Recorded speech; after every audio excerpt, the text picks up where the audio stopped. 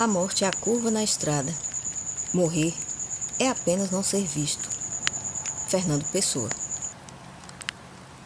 À medida que a noite avança e a cidade mergulha na escuridão, um silêncio pesado se estabelece sobre as ruas escuras.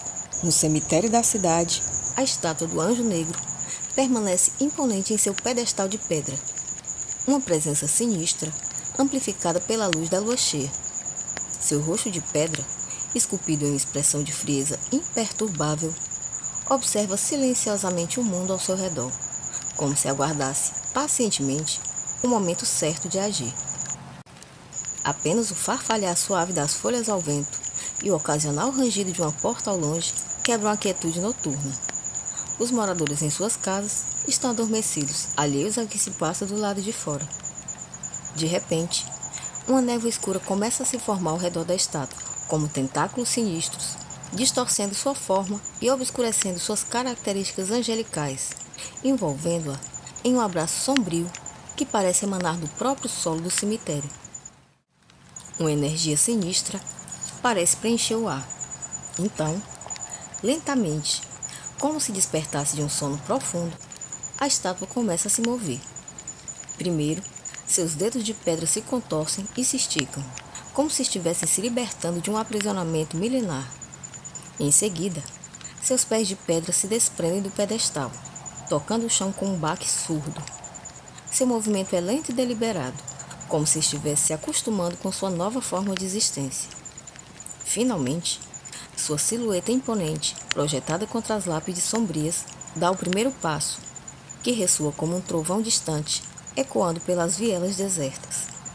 A estátua, agora viva, caminha entre os mortos, e à medida que desaparece na escuridão da noite, o Anjo Negro deixa para trás um rastro sombrio que se espalha sobre a cidade dos mortos. Os moradores do ao redor continuam a dormir, alheios ao perigo que se aproxima. O terror da noite está apenas começando. Em torno da fogueira, orgulhosamente apresenta o Anjo Negro do cemitério.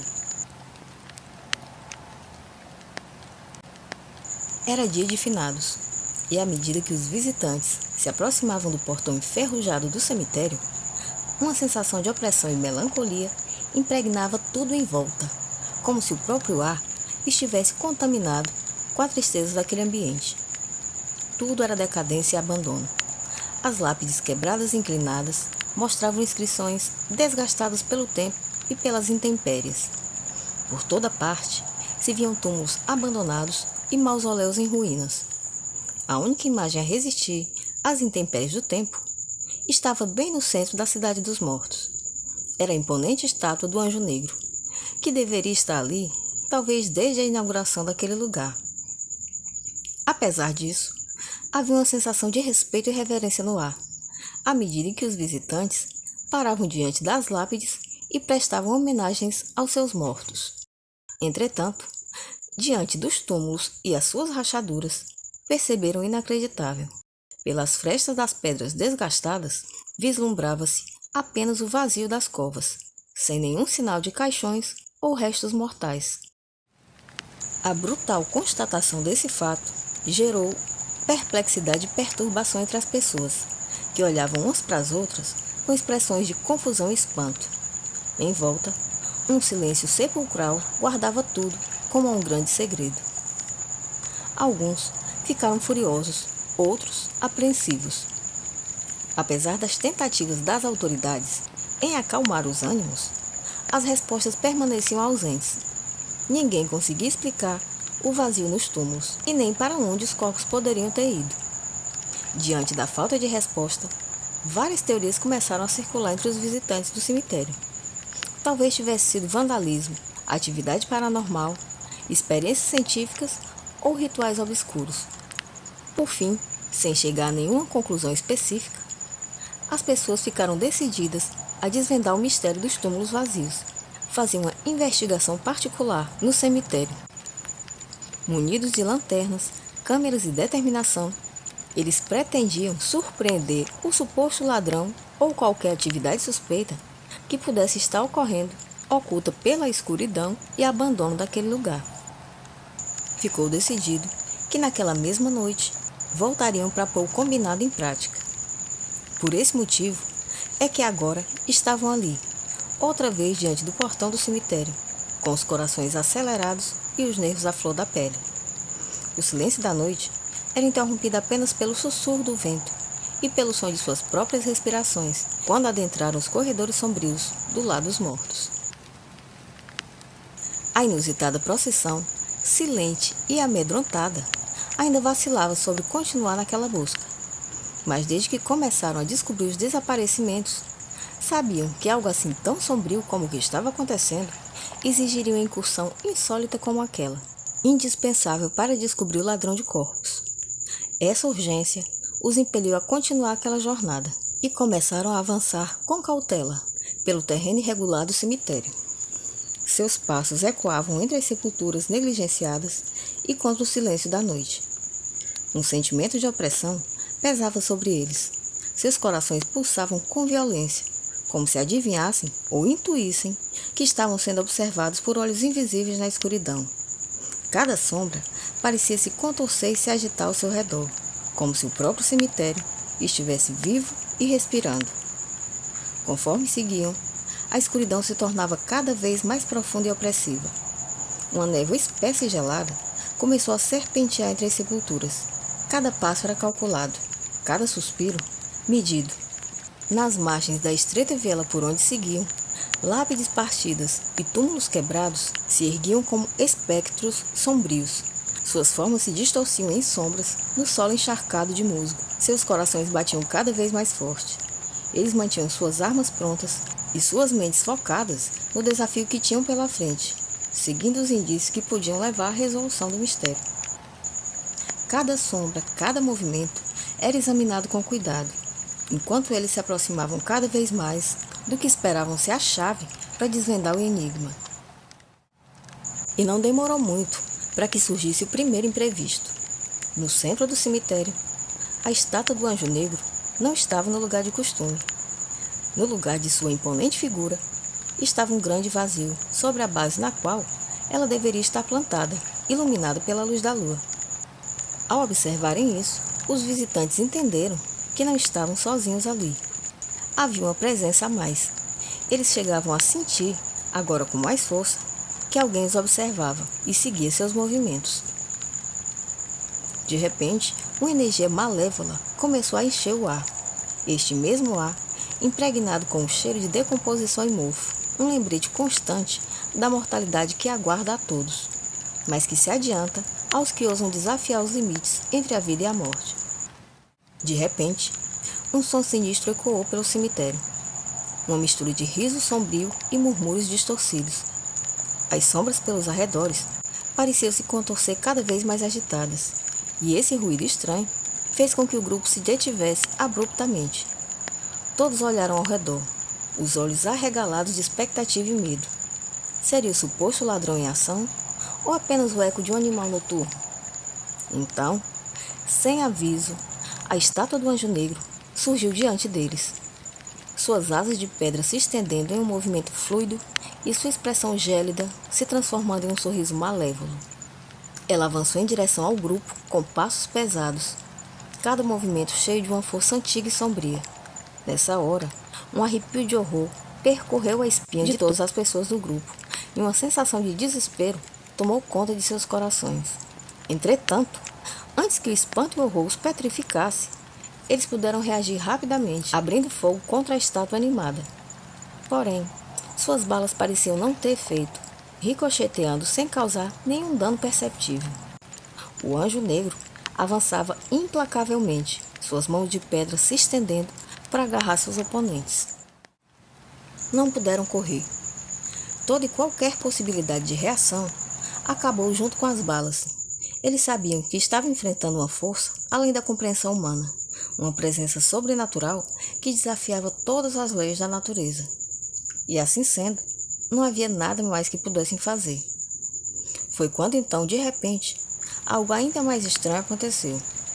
Enquanto a estátua do Anjo Negro se aproximava, ela começou a se dissolver lentamente diante do espanto daquelas pessoas, como se estivesse se desintegrando em fragmentos de luz e sombras. Seus contornos tornavam-se indistintos, suas feições distorcidas, se desfazendo em um redemoinho de energia sobrenatural. O grupo assistiu em silêncio, atordoado, enquanto a estátua do Anjo Negro desapareceu completamente, desfazendo-se em fragmentos de pedra que, ao tombar, se espalharam pelo cemitério, levantando uma nuvem de poeira que cobriu tudo. Passados os primeiros momentos de choque, a poeira começou a assentar, e à medida que assentava, puderam enxergar com nitidez que essa estranha poeira era empurrada para junto das sepulturas e depois sugadas pelas brechas nos túmulos. E o silêncio, então, voltou a reinar sobre o cemitério. Uma sensação de alívio, misturada com perplexidade, se apoderou de todos os presentes. Não havia respostas para o que tinham acabado de testemunhar. Mas então, antes que pudessem processar completamente o que aconteceu, uma névoa espessa e gelada começou a se espalhar outra vez em volta deles, envolvendo a cada um em um abraço frio e obscurecendo suas memórias. Não havia mais nenhum sinal da estátua e nem das rachaduras nos túmulos. Em vão, eles lutaram para se lembrar dos eventos que tinham acabado de ocorrer, mas suas mentes estavam turvas e confusas, como se um véu tivesse sido lançado sobre suas lembranças. Quando a névoa finalmente se dissipou, eles se encontravam sozinhos entre escuridão e silêncio. Só então, eles começaram a se dar conta de que não conseguiam se lembrar de nada do que havia acabado de acontecer. Suas mentes estavam em branco, suas memórias obscurecidas pela névoa sobrenatural que os envolveu.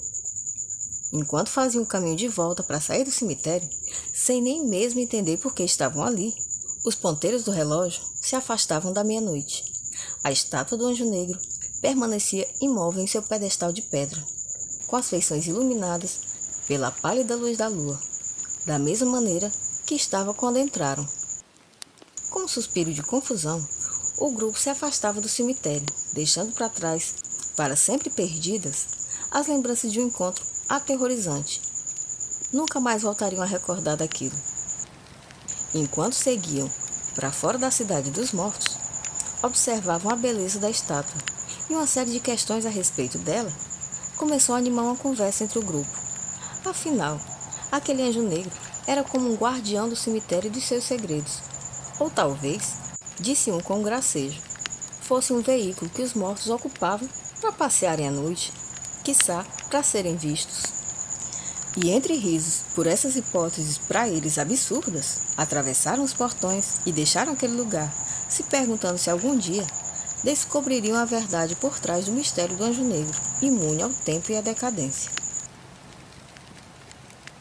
Na epígrafe desse conto, nós colocamos uma frase de Fernando Pessoa: a morte é a curva na estrada, morrer é apenas não ser visto. Eu pessoalmente acho que morrer mesmo é não ser lembrado.